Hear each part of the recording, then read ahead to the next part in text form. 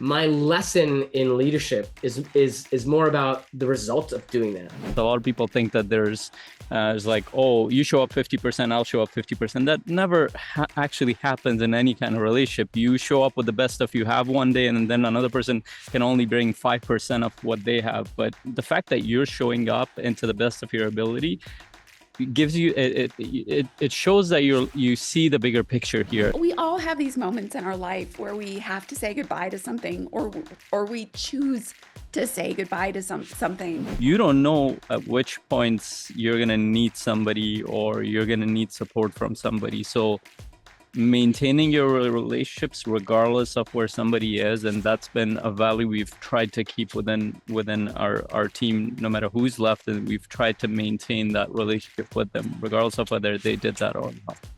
Why? Because you want to look at the long-term picture. If there's one thing that CMC kicks butt at, it is feedback. And honestly, so much so that sometimes when Daniel's like, let's get some feedback, sometimes I roll my eyes a little bit inside my head because I'm like, oh, again? But he is absolutely correct. I spent 2 years in my first real corporate job with zero feedback, and I failed miserably. Coaches Nation! That is totally a phrase we got from Sherry. Thank you, Sherry, for telling us about that phrase, because I love it. It's so good. But Coaches Nation, welcome to the Coaches Journey podcast. I'm Daniel Fernandez. I'm here with two co-hosts today. We're all three of us, Faisal, Sherry, and me. We are all here today for a very special announcement episode about leadership. And by I would say within the next probably 10 minutes of this podcast, you're going to find out whether a new team member is joining the leadership team or one of us is leaving the leadership team. And we're going to get there. But before we tell you what the announcement is, we want to also just have a reflection on leadership and lessons learned leading CMC, because I think it'll be valuable. And we all felt it would be valuable for us to learn from and for all of us to be discussing this in our community. So without further ado, let's get this started and let's talk about what leading means. What does it mean to lead? And maybe specifically in CMC context, but in general. Maybe Faisal or Sherry could kick us off with that discussion. Faisal, you want to start? I should have spoken first. Yeah, exactly. What does it mean to lead? I was clearly ready for this. Such a very specific question, For me, I'll put it less in vague terms.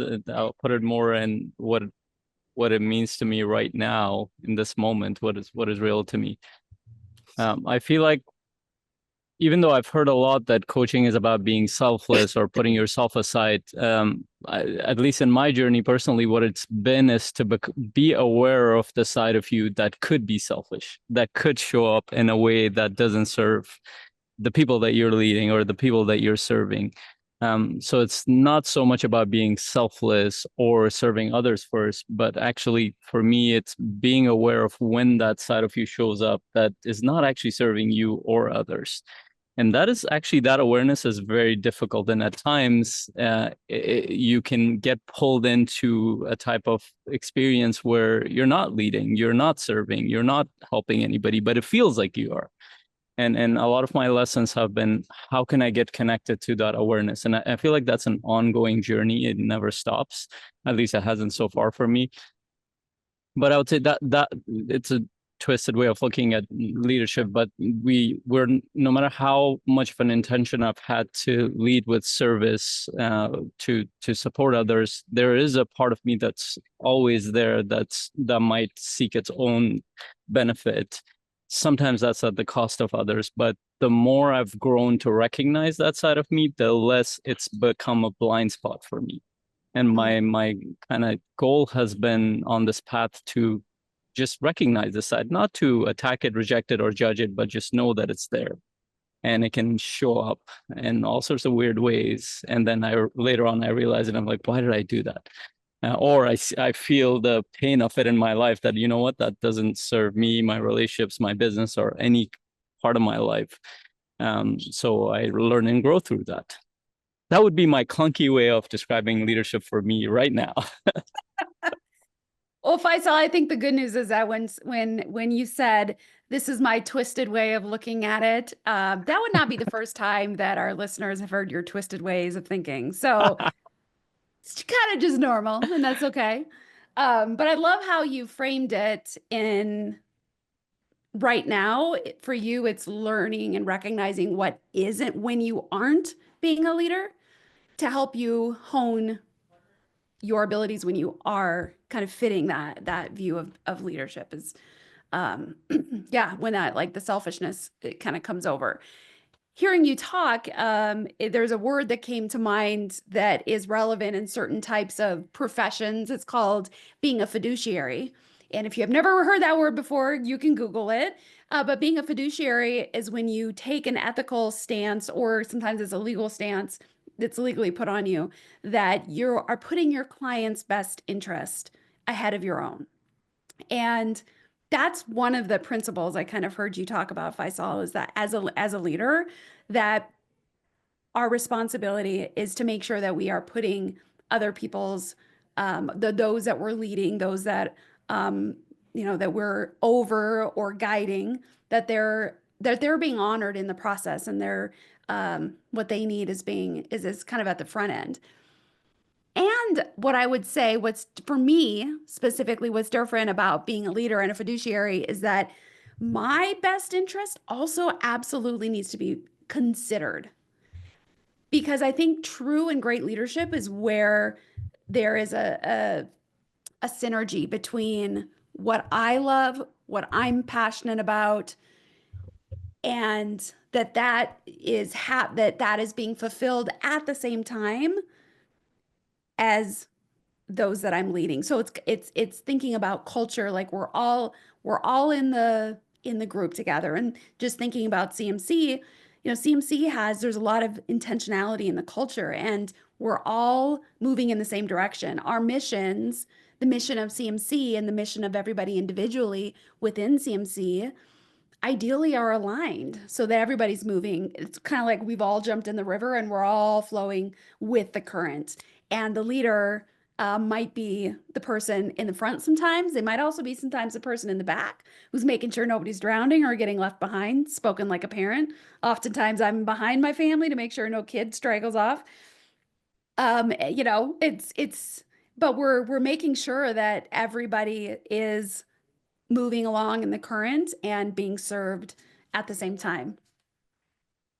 I love both of those. And I think the word that just jumps out to me from both of you is the word alignment. Because I was thinking about this from like, what's my leadership lesson? And what Faisal said is like being aware of that part of you that might put yourself above other people. But Sherry said, being aware of the part of you that needs to put yourself as an important, like what you want as important. And so to me, like the real like truth of those things, putting them together, I think you both also agree, is like, how do you set it up so that you get benefit and everybody else gets benefit? When you truly align those things, that's real leadership. And ultimately my lesson in leadership is more about the result of doing that, or even the motivation behind why we try to be better leaders, which is our job is to transform the community and the business. To me, that's what it really means to lead, is like, how are we transforming the community and taking it forward all the time, being engaged in that process, no matter what it is we're doing. If we're working on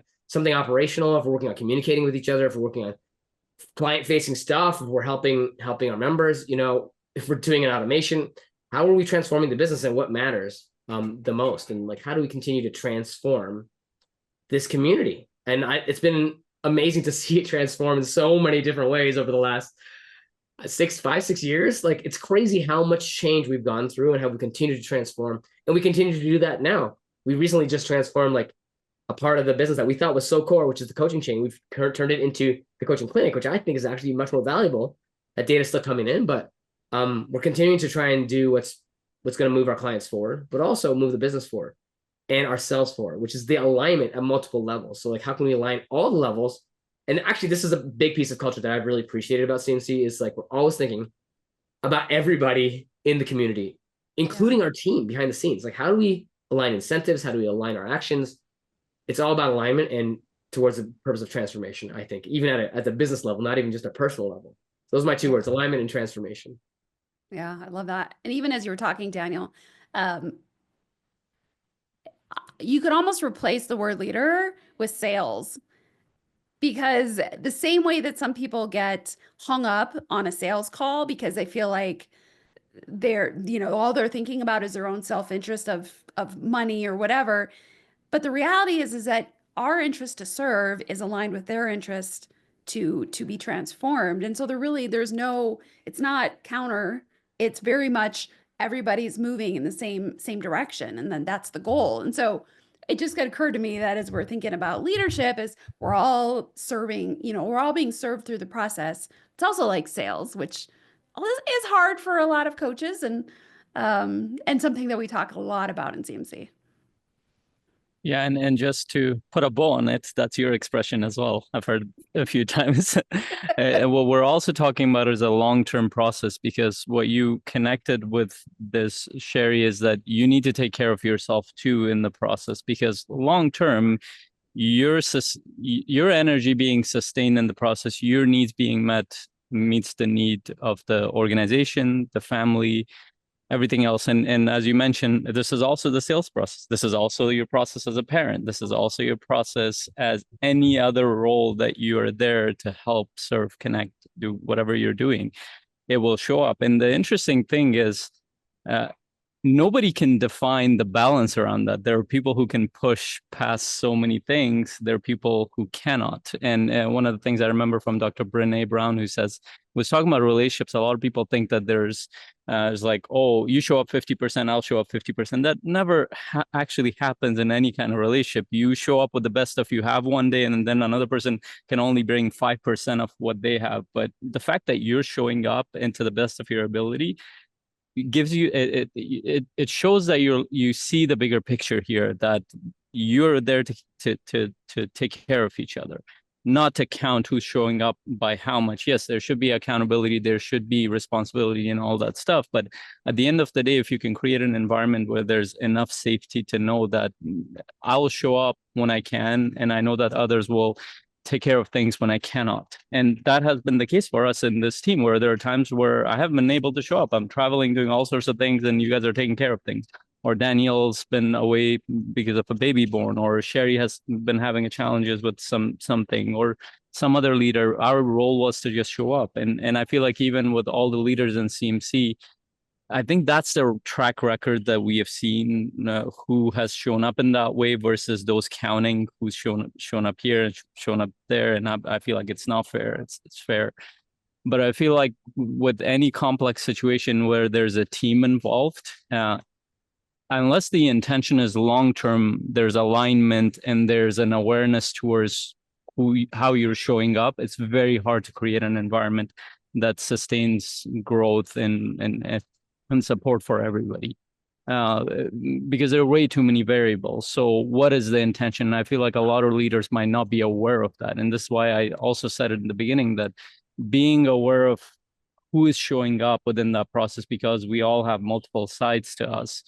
At least that's what I feel in my experience, can actually transform you as a leader. Because, well, why did I act like that in that situation? Why didn't I let go in that situation? Why did I try to take control in that situation? So again, we'll go to the examples in a little bit, but just to wrap up the whole thing, that is about long-term alignment and awareness in this whole process. Yeah, absolutely.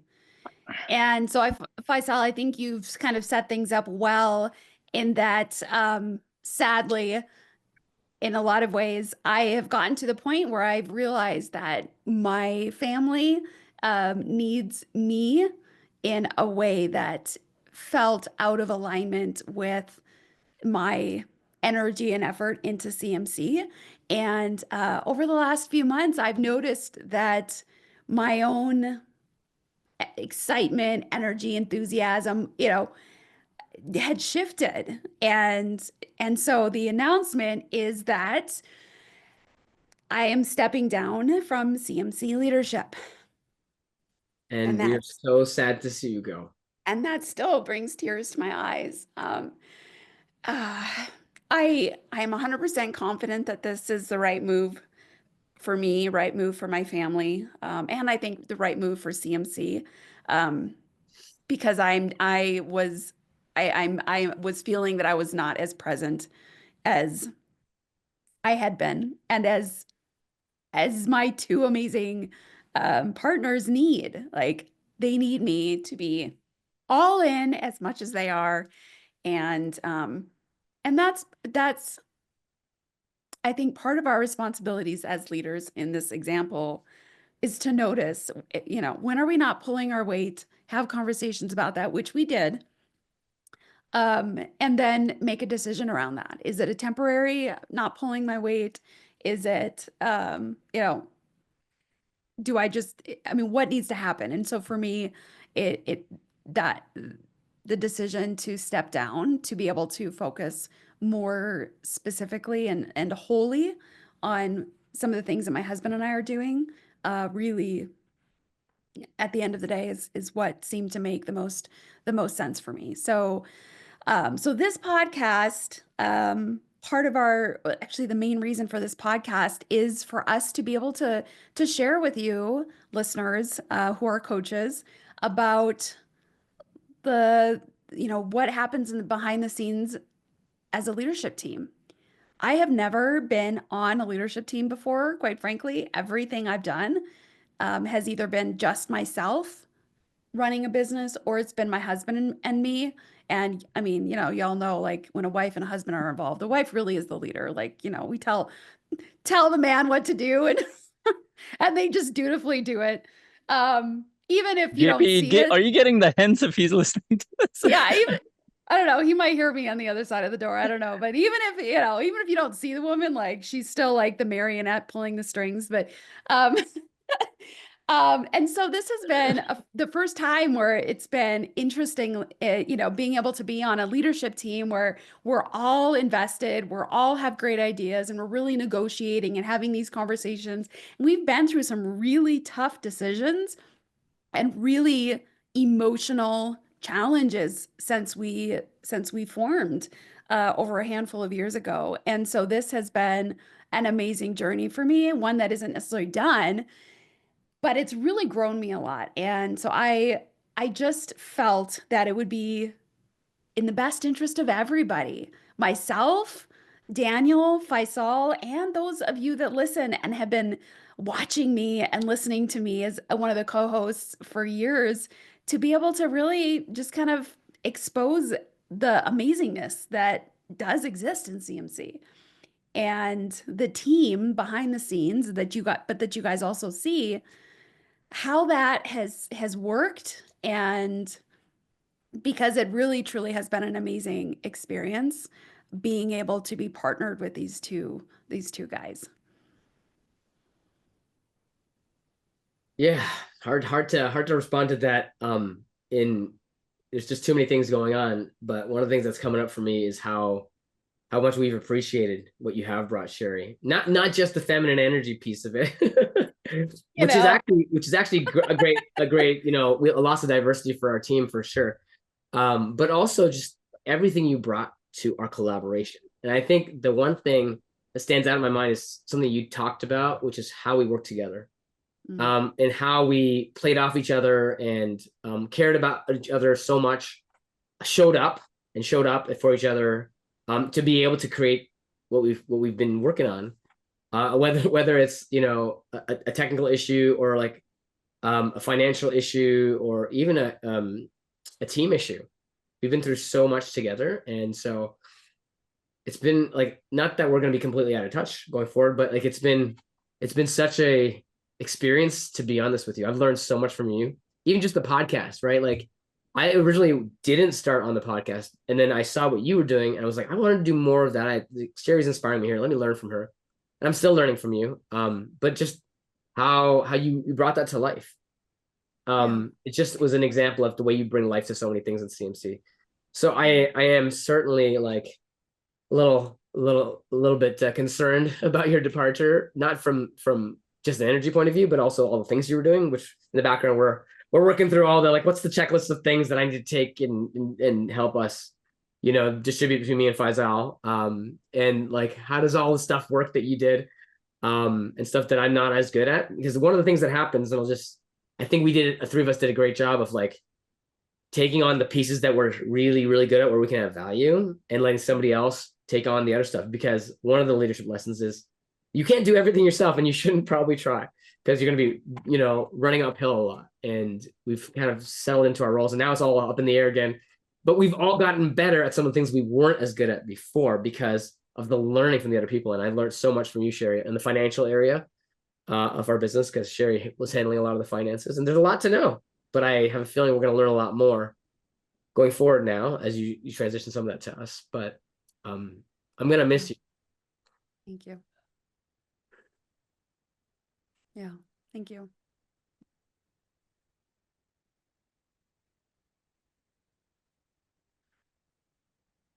This would be the silent part of the podcast. But yeah, for sure. It's like, so before Daniel came into the podcast, Sherry and I had been running a lot of the podcast session. We were actually on a lot of the calls together. I got used to more of Sherry's cues, and then that helped me within our team meetings. And I told Sherry once, I was like, I don't need to hear your words. I just know from your expression we're doing something wrong.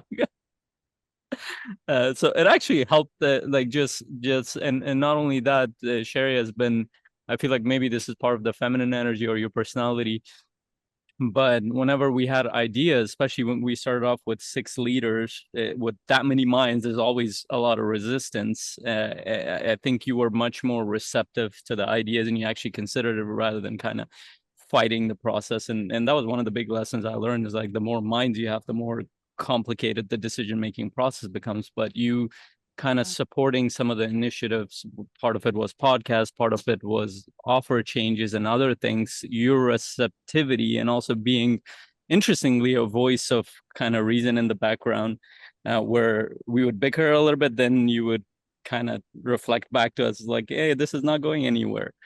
That has helped a lot to shape the leadership path, but even how what CMC has become, but also just personally, like I've enjoyed our calls together. We've been on calls together for what, 3+ years at this point, 2.5, 3 years, and podcasts at least 2 years. We've done every week. We've shown up, and again, there was no incentive in terms of this is going to make us better offers. It was just an exciting thing to let's serve, let's share ideas, and we both enjoyed the process. But I've learned a lot from that openness, and it also gave me the confidence to kind of share some more things in the process. Otherwise, it would have been difficult to move forward. And also, of course, the value that you've brought in to the community, to us as leaders, what I shared before, but also just your own contribution in the background. A lot of the things I haven't even thought about in CMC, because in the back of my mind, Sherry's taking care of that. now Daniel is all worried. It's true. You're going to have to think about that. Well, Sherry has taken up a lot of stuff in the background. And one of the things that comes to mind, Sherry, is I don't know how we're going to do events, like live events. It's going to be a lot harder because you were the one figuring out the venue and the details. And like, I don't want to call that a feminine energy only thing. Like, we're going to have to figure it out. But you brought a lot of clarity and made it easy for the rest of us to figure out how to be plugged into those events and serve. And so there's a lot more of that stuff that, just as an example, that's going to be hard for us. But as Faisal was implying just now, I think the word that comes to my mind is like the glue for the team over the years. As the team has shrunk, as leaders have dropped out over time for various reasons, you've always been sort of a glue for us, even for Faisal and me, as we communicate with each other. Sometimes you've been able to like redirect us more productively when we're just like not being able to communicate. I remember a lot of those times. And so when Daniel's talking a lot. Daniel's talking a lot. Come on. Okay, he's talking fast. I'm talking a lot. That's more like it. Yeah. When I'm talking fast, or you're talking a lot, or we're just not seeing eye to eye, right? Or like we're not talking about the same thing. Sherry can usually see it and help us like reset. Just as a communication, the skill that she has.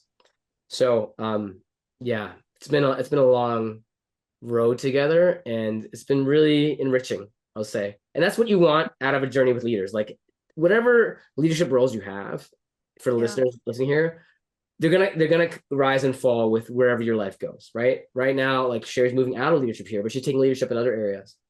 And so wherever leadership takes you, just know that it may or may not be a permanent thing in your life, right? Like it may rise and fall as your life changes, and that's okay, just like relationships do.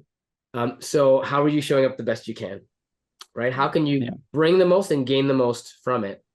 And I feel like Sherry, you've showed up that way pretty consistently, gaining the most, but also giving the most that you could in this journey.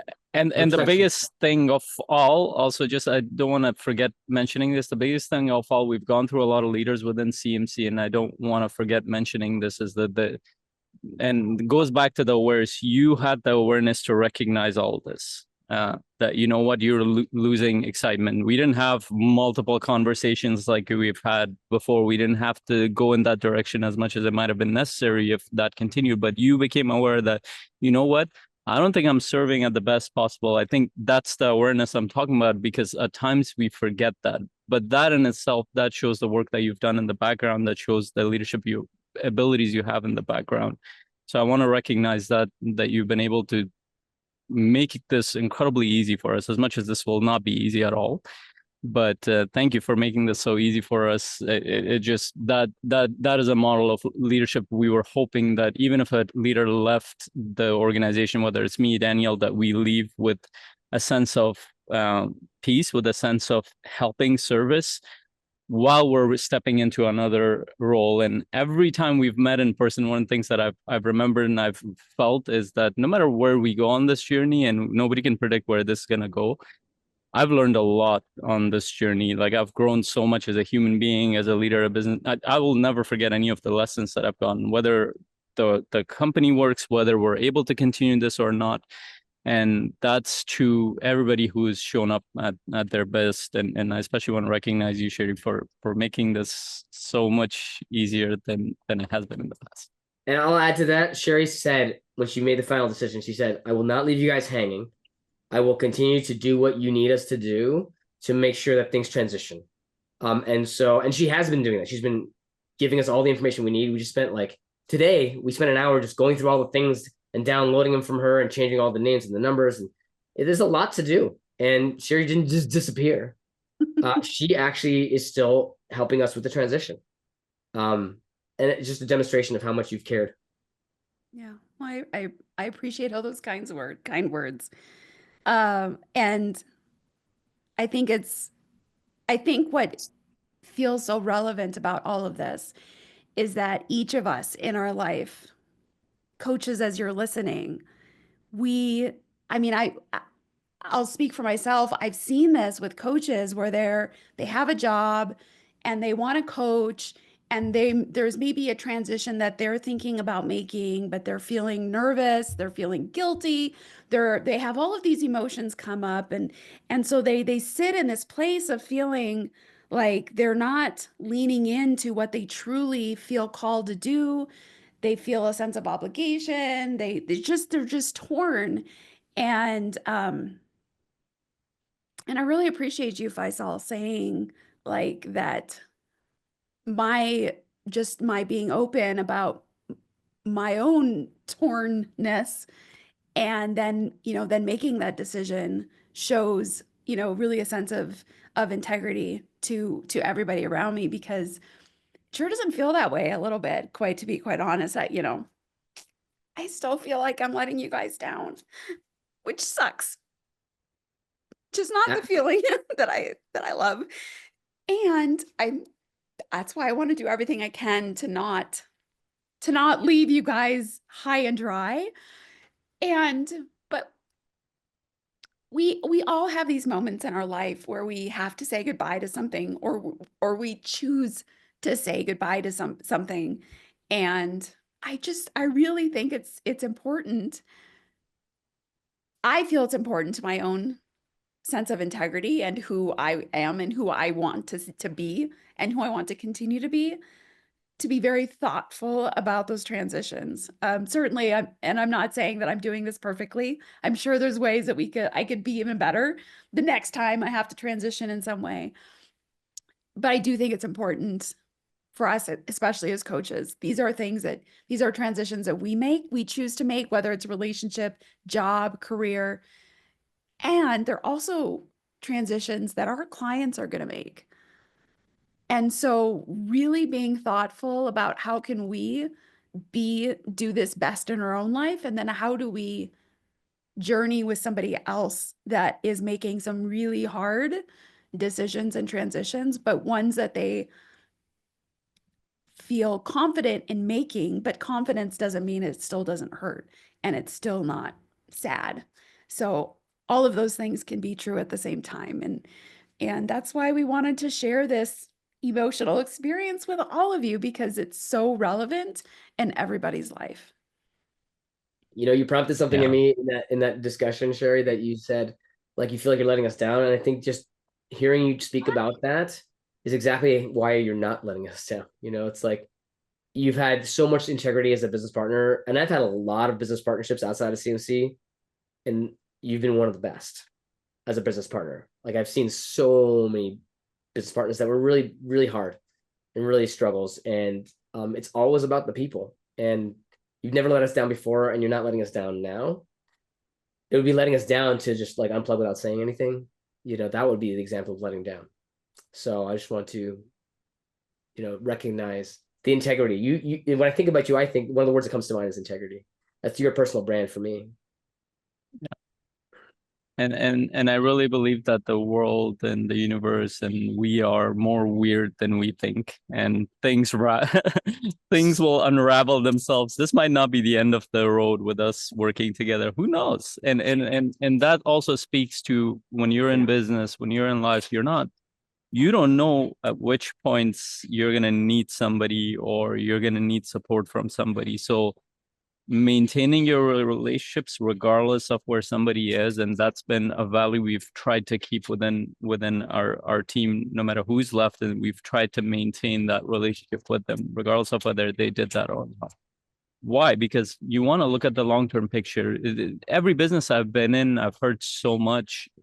When somebody has a really bad reputation and they say your reputation precedes you, it shows up way before them. I hear about them multiple times before, the good and the bad. And that shows up in every industry, in the coaching industry, in the real estate industry, in any other industry you're part of. The world is a lot smaller than you think, and people hear about these things. But even if that wasn't true, at least from my own value system, I think the world and the universe is more interconnected than we understand. And I don't look at any of this as the end. It's a transition. And because we have a good relationship, we might end up someplace else as business partners, as a part of a community, as part of something else. So I think it's, and because we are in such a unique sphere with coaches and people who are trying to be aware, there are not a lot of people in the world, I don't think so, who are in this space, who are striving to be better in this way. I think a lot of coaches and leaders, they're going to end up in a place where they will be supporting each other, where they will be leveraging each other's network. They will be creating things that need each other's help in the process. And all you have to do is read some stories and just look at your own journey, how much you've needed people when you didn't expect it.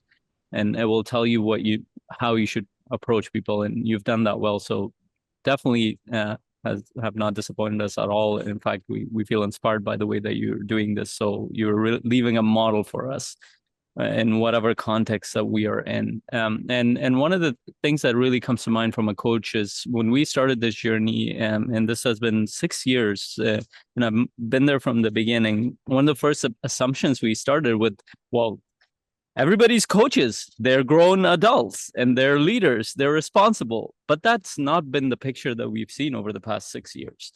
Even though we're coaches, we've learned a few things. There are so many aspects of us that need challenging to be grown. To this day, I feel like I need to grow in those areas, but we've seen so many coaches who are not leaders. In fact, they're the opposite, but in their mind, they are. And because they don't expose themselves to a feedback process, to a community that will challenge them, whatever that is, it doesn't have to be CMC. They're not open to seeing what they might not be aware of. It shows up in their business. It shows up in their family. It shows up in the way they handle their day-to-day life.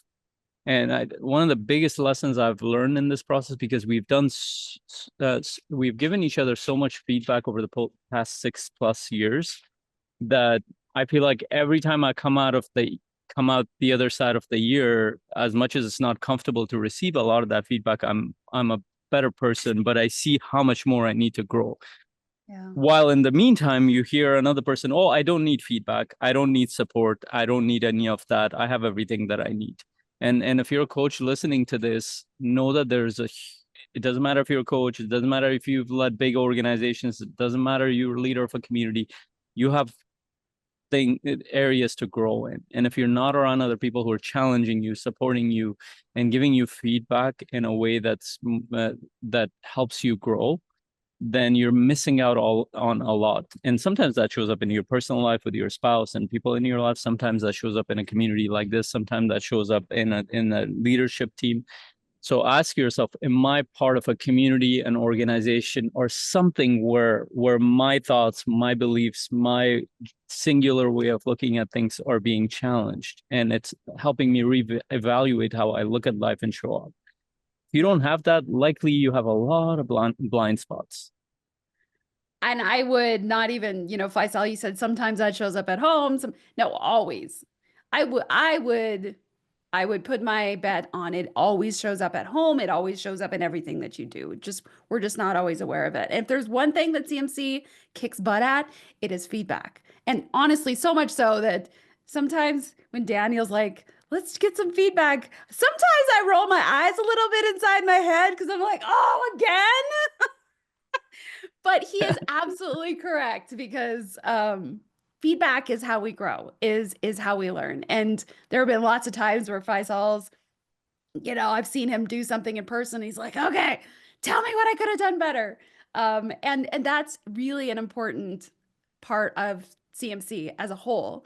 And because it's happening, you can rest assured that it's happening in the community and it's happening at the top level. We're constantly been giving each other feedback.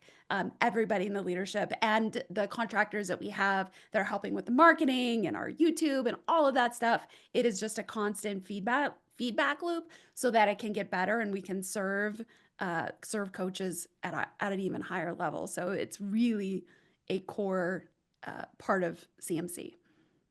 You make me think of like our core values as an organization. And I think feedback as a gift is actually one of our highest values. We haven't actually talked about as a core value in that way, but I think it should be right up there. And sure, you're awesome with feedback, whether it's receiving it or giving it.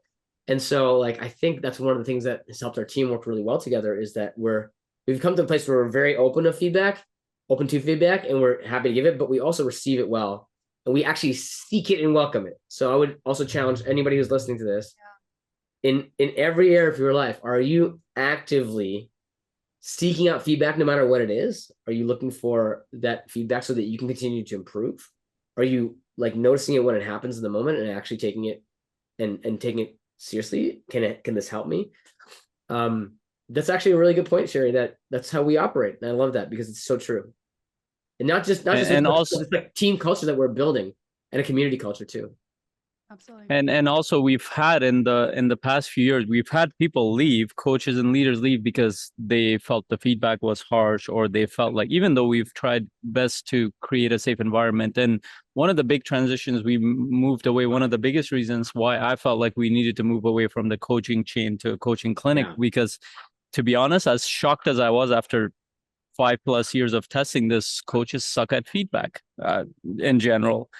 You would think my assumption was that no, they're great, but in some amazing coaches, every time they've come in the background, they're like, well, should I give this feedback? I'm like, that's why you're there in this relationship.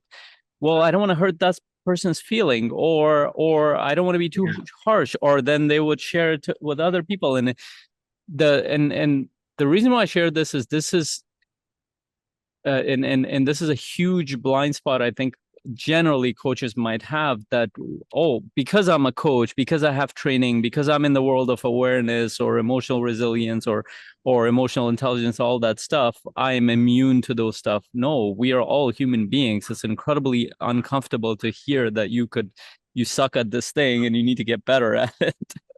And that's the process of it, is that, yeah, I suck. And in the process, maybe I can be a little bit better. And over time, because other people watch you grow, they see credibility. And that, by the way, that's how marketing works. Marketing works like that. People watch you for a while. Are you going to be consistent? Are you going to show up? Are you going to keep improving? And then they start paying attention. That's how sales works. When you do over and over, and as you grow in the process, you get to offer better, you get to support and serve better. And that's how leadership works too. And so if you're a coach listening to this, you need a coach, you need a community, you need an organization, or you need to be in a role, and you probably already are, as Sherry said, even in your personal life, where you'd be, not only should you be open, but seeking that constantly. Because more than likely you have a lot of blind spots that you're not confronting, which is affecting the way that you're coaching, the way that you're running your business. Yeah. Faisal, as you were talking, there's one piece of feedback that has been seared in my brain from you, that I've held on to for a few years, but I've been resistant to doing anything about it. But I'm like, it's there. Ooh, I know, I don't know right? what that is. What is it? And I will tell you, I'm not telling you yet. I will tell you, about 2.5 weeks ago, I was at a training event, and I did an exercise. There was a Hollywood screenwriter there, and he led us through this exercise about our own life and our own story and the wounds that we have and how that has impacted how we're responding to life, in the context of like a story arc. It was super fascinating. It was through that exercise that what came up for me was this very specific resistance that I've been having because of a wound that happened between 2017 and 2019, the years. And I made a decision on that day. I was like, you know what? And I remember when Faisal challenged me on this, not just, it was like a passing comment. But he challenged me on this, and I am going to be stepping into that challenge over this next couple of years. Any idea what that was, Faisal? It's like right at in my memory. It wasn't in a coaching session where I said, "Can I do I have permission to do some coaching?" Was that it? Was that the context? No, it wasn't. Okay, then I'm missing it. No, literally, this was in the context of CMC. We were meeting as a leadership team, and we were working with contractors. We've got a few people that we're working with, and I said, you know what? I don't want to manage anybody. Nope, I'm not taking. Oh, did I say, could it be your lack of confidence because of what you went through as a leader in your past business? Yes, I remember that. I remember this. Yes. Yes. And it was because I had a team of employees, and I had a couple years that just blew up, and I was absolutely wounded as a leader. And I'm like, I was adamant about, I would say it, I would admit, I'm like, I do not want to go through that again. That sucked. But there was this little just like joking kind of phrase of like, yeah, well, I don't think you're going to be that, like you said something kind of in a joking way of like, well, you're probably going to want to deal with that at some point. And then that was it, and so that's, I think, a wonderful example of just being able to, even just in a little passing, joking type of way, we can give each other feedback, but not push, but just lay it out. And at the right time, the person will, can accept that and work through that. So I just think that's an example that I wanted to share with you that fits the context of this conversation about how we're always giving each other feedback in every context and every level of the business. Yeah. And it seems to be like, we're trying to always figure out how to get better at feedback. Like if you're not good at feedback, we're going to give you feedback about that too. And actually to the point where we've run like 22 coaching chains, and the feedback just was not, we couldn't figure out a way to get the feedback out. That's why it's so hard. That's why what Sherry's saying right now, it's like a big deal to be able to get and receive feedback. How many people have had a corporate career where the feedback was non-existent? I spent 2 years in my first like real corporate job with zero feedback, and I failed miserably. And so like, it's very rare to have an organization, first of all, that values feedback, and then an organization that does it and then acts on it. That's really hard. So we just found it really hard to make this part of the culture, because the coaching chain, in the coaching chain, because we couldn't control and help people do better feedback in their own coaching relationships with their circle members. So we actually changed it to the coaching clinic so that we could be there in the moment and demonstrate what it's like to receive feedback and give feedback and take it well, or at least as best as we can, and then do something about it, right? So it's like we have to find a way to improve, and that's the transformation that we talked about at the beginning. It's like, how are we taking feedback? The feedback is not working in the coaching chain. So, but like as Sherry said, like feedback can be done in lots of different ways, and so we're trying a new way. So I really appreciate that story too, because even just the relationships we have make us more open to feedback from each other. And also, there's another side to it. Sometimes feedback can come in the form, and I want to give that example with Sherry. I remember when I proposed the podcast a couple of years ago, or almost 2.5 years ago. I was very excited to do it, but I still remember every time I brought it up, there was a lot of resistance in the process. But even Sherry was considering it, but she didn't say anything. But I still remember when you messaged, you were sitting on the beach, and I don't know what you listened to, and you left a message on WhatsApp saying, "Hey, I think there is something to this podcast thing." And then I quickly went in there. But what was interesting in that feedback process, because I was very close to giving up on that thing. I was like, you know what, I'll do my own podcast, which would have been fine. And I still do my podcast. I went in that direction, but just that consideration, receptivity, it's not always about making the other person uncomfortable, but sometimes it's about that encouragement, that confidence you need to move it forward. And this became a critical component of all the things that we're doing. This is the only way we've been able to get the message of Coaching Mastery Community out. And whenever this picks up, that's besides the point, but one of our goals was, how can we get our mission and values out to the world? And this was one of the main ways we did it. Outside of this, we didn't have a lot of involvement, and even in social media and other things. Most of our social media has been in a closed group. Yeah. So just that giving me that confidence in that process, or kind of allowing that spark to live, helped move us important piece of this thing. And now every time we talk to marketers or anybody, oh, you guys have a podcast, you should be promoting that. Oh, you should be like, okay, what if we didn't do that? Then we're restarting the whole process. That's funny, because I actually thought the podcast was Sherry's idea until this moment. I didn't even realize that was Faisal convinced Sherry to do it. Like, I never knew that. Yeah, it was totally Faisal. Totally. He was the one that came up with it. I know, right? That's really funny. Yeah, and the context or the language that came to me, Faisal, as you were talking about that is, we're talking about feedback, and it's one thing to give feedback, but how do we receive feedback? And the language that is powerful to me is being open to influence. And I think that is it is literally is one of the most important aspects of a healthy marriage, is that the spouses are open to feedback. And I think open to influence and being open to being influenced. And I think that is absolutely 100% critical in a leadership team. And so yeah, I mean, Faisal did come up with that idea. And I remember thinking about it quite a lot. And there was part of me that I was like, oh yeah. And the other part of me like, I don't know. And I don't remember the beach thing, but I remember so clearly, because as soon as I got that message, I was like a kid in a candy store. I'm like, yes. And I don't know if you remember, but we booked a call and we brainstormed a few things like, CMC doesn't go with it, we'll do our own thing, our own podcast. But then it ended up being accepted because Sherry took the balance. It was my influence.